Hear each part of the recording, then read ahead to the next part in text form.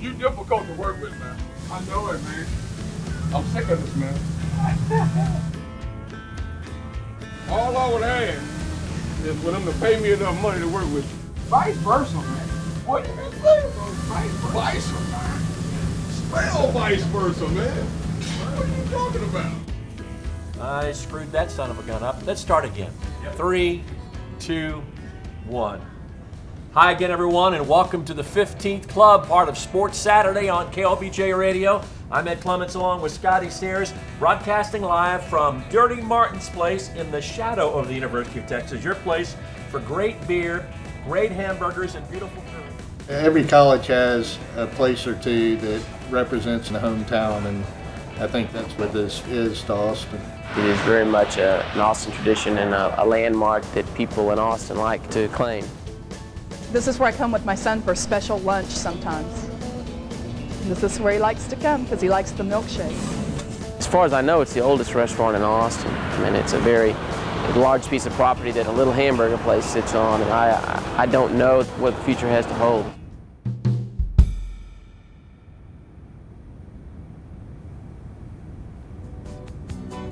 Austin, Texas, a dynamic city long known for its quality of life and scenic beauty, is today the fastest growing metropolis in the South and Southwest United States. I've always been proud of Austin. The way it's grown, it boggles my mind. It's evolved a lot, and not for the better, in my opinion. The places that have closed in Austin, that's quite a long list. Come on, really? Like, why do we keep closing down or trying to close down some of the greatest places in Austin that make it iconic?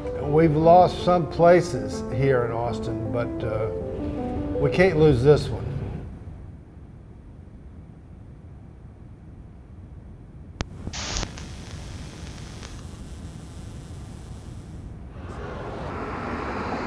Just come in at Dirty's and see me on Saturdays, and during the week you can come in anyway. We would come to Dirty's all the time. It was a super casual place to come. You'd always know people. You would always know the waiters and waitresses by name, and they would know you by name too.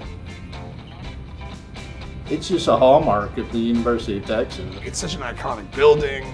It has been a landmark since at least 1926. It's a generational deal. People come to Dirty's because their mom and dad did, their grandparents did, and all the great memories of Texas football are shared here at Dirty Martin's Place. Serving hamburgers since 1926 on the UT Drag, this hamburger joint touts freshness of meat and bread as the key. My grandfather bought the property in 1936, and so it's been in my family for quite a long time.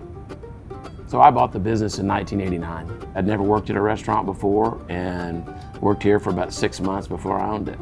How often would your family come to Dirty's? Oh gosh. Once a week? Twice a week.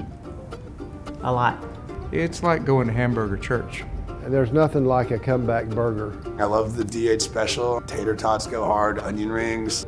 I love their onion rings, and they're the first place that allowed me to have lime Dr. Peppers. That's what I order. And I'll tell you, they made the best sissy burgers in town. If you can't eat mustard, onion, and pickle on your burger, then you're a sissy, because a sissy comes with mayonnaise, lettuce, tomato. That's my knowledge of the sissy. This place historically and traditionally has a very low turnover of staff, and it's a very unique thing for restaurants. But then again, restaurants that are in business 100 years later, that's a very unique thing too. It's a testament to Mark, who's owned the restaurant for 33 years, just being able to keep those guys, and they love working here. Love my wife and kids, but this is definitely my second family. I would do anything for those people in there. Before the crew that we have now, there was Doc, who was a car hop for over 50 years. Every single day a customer comes in and talks about Doc. I mean, every day. And then there was Faye and Margie, who were sisters. They were both here 35 to 40 years. You don't have to answer this if you don't want to. Who would you say is the better waitress between you and your sister? She's a cashier, I'm a waitress. And did your sister Faye get you the job? No, she didn't. And then there was the cooks, Wes and JT. Wesley worked up until the day before he passed. His son, Robert, works here today. There's just so much really, really cool history. Like I told the story a million times, I think they put something in my coffee because I've been here 25 years and I still think they're putting something in my coffee. I love working for Mark. He's a real good friend of mine, and not only that, he's the best man at my wedding, and I adore him tremendously. We've had customers from the White House, NFL, NBA, Major League Baseball, movie stars. We've had musicians. I mean, what else could a man want other than to do this, what I'm doing right now? I have the best job in America. What about when Earl Campbell came? Yeah, Earl, fine people. Earl was a pretty good eater. I hate to say this on him, but he would eat a couple of them here and take a couple of them with him. I know he didn't eat them after he left, but he would do that. He's good people. My father, Earl Campbell, a Texas legend, right? He brought my brother and I here every Friday night. It was a place where my dad could take the hat off of the NFL Hall of Famer and Heisman Trophy winner and focus his attention on being a dad. He did that through Dirty Martin's Hamburgers, a place he visited when he was in college. Gosh, I've just always thought of Dirty's as one of those places that seemed to not have a beginning and certainly would never have an end. And if Dirty's isn't here, it's not going to feel like Austin. A lot of the folks that live here in Austin don't realize what's coming. New renderings from Project Connect show the possible future of light rail going up and down the drag. Project Connect describes the new Orange Line as a new way for people to travel just west of the UT campus and create a new signature public space for the city. Project Connect is probably the single largest infrastructure project in the history of Austin. Voters approved a higher property tax rate. They went to the polls and said, yes, please raise my taxes because we need public transit that bad. Not that it's drilled into my brain, but it was October 13th, which was a Wednesday of 2021 at about 11:37 on a table right behind where you're sitting right now when I was notified. In order for Project Connect to build these light rails, it comes at a cost of more than just money. It means buildings and businesses would have to be demolished, and in its path is Dirty Martin's. Let's go straight to the heart of the matter, because I've seen so many comments from folks about Dirty Martin's. Based on the alignment of the Orange Line, we are struggling to find a way that won't impact Dirty Martin's in this case. You'll see that we've had to create a geometry with much smoother and bigger radiuses to make all of this work. It's not just about bringing the rail through this area, it's about creating a safer environment for all of the modes. So when I heard about Dirty's potentially closing, to be honest, I think I was in here the next day buying a burger and bringing friends in. You got to think, how can they possibly close something like this? Well, lost. I mean, Dirty's been here so long, it's part of life. My heart sank. How could that be? For a restaurant that has been here for so long and meant so much, you're talking about something that's been here to the 1920s. It made me, think about what really is progress. I was being notified that this business was terminal, that it was going to be wiped out. Oh, that breaks my heart. If Dirty's were to close, it would be a piece of Austin that have died. It's been a painful last couple years. The pandemic, we were actually closed for 14 months. To reopen, and then 6 months later, we find out about Project Connect. I even voted for it. I thought, yeah, maybe in 2050, there's gonna be 5 million people in Austin, so we probably would need it by then, but there's gonna be thousands and thousands of people displaced, businesses that go out of business. Austin Transit Partnership can use a process known as eminent domain to legally seize the property that is owned by private individuals and pay them for it, an amount that can be disputed in court, but basically they have an appraiser come in and say, this is how much we're going to give you. And last I've talked to them, Austin Transit Partnership does not see a way to save Dirty's and implement the Orange Line through this area. Talk to me about what a Dirty's in South Austin or Leander would feel or look like versus Dirty's right here next to UT.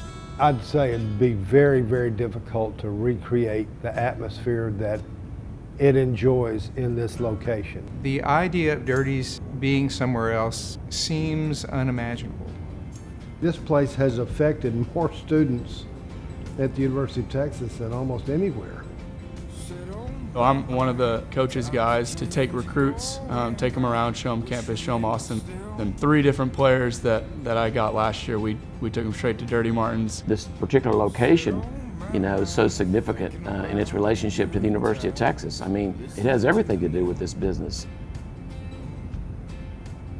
It wouldn't work, in my opinion, anywhere in South Austin. It would just be another hamburger place. As long as that university is over there, your Dirty should be right here too.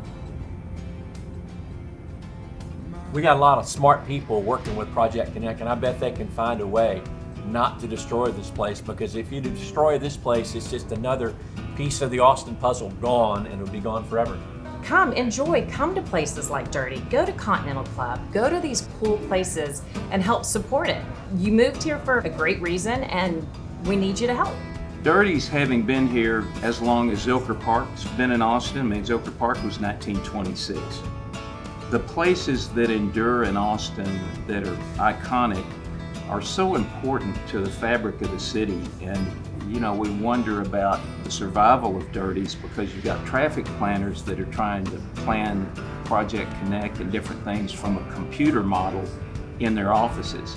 And they don't realize what's taken place here in the last 96 years. We are losing too many places to development, to concrete, to skyscrapers. We don't need to lose Dirty Martin's. This is a part of our community. It's the Save Dirty's campaign. You can see if you're walking around campus, a lot of the Greek organizations have stepped up and are hanging these Save Dirty's banners. And we're coming together and we're going to fight this. We have 25,000 signatures already. In 6 months, our goal is to get 50,000 and maybe put it back on the ballot. We're going to try to get a bill passed in the next year and see if we can get some more information out there for all of the Austin residents.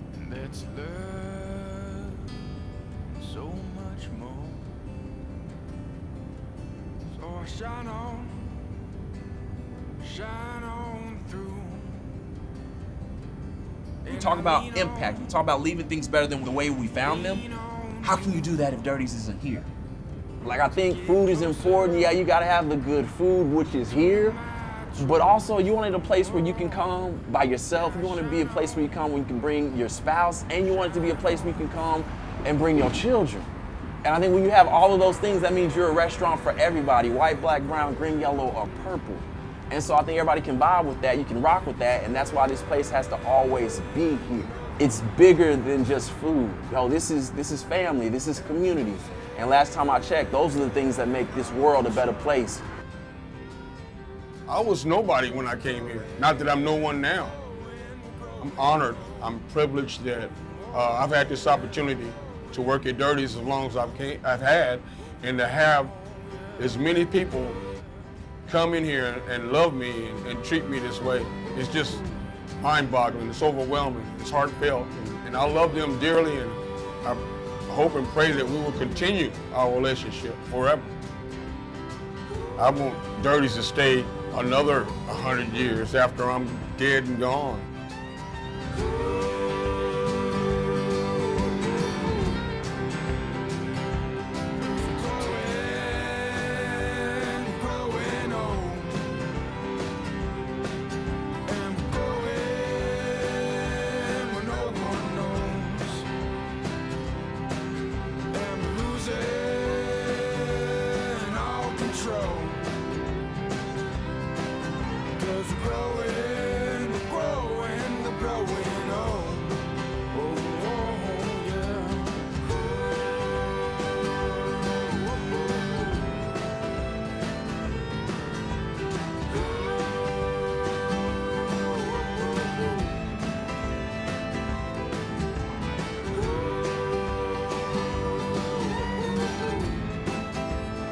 Let's keep Austin dirty.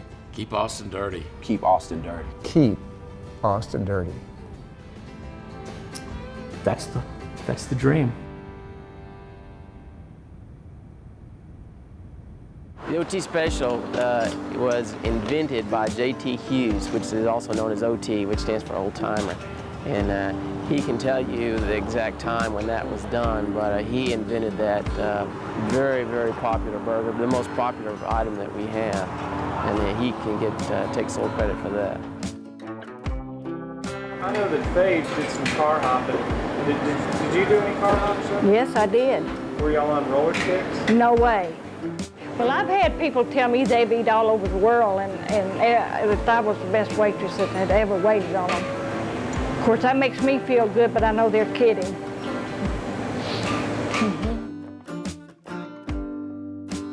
And they were greasy, but a hamburger's got to be greasy to have the taste. Now, you can say this diet and all that stuff, but it doesn't. You lose the taste when you take the fat out of it. So. Absolutely.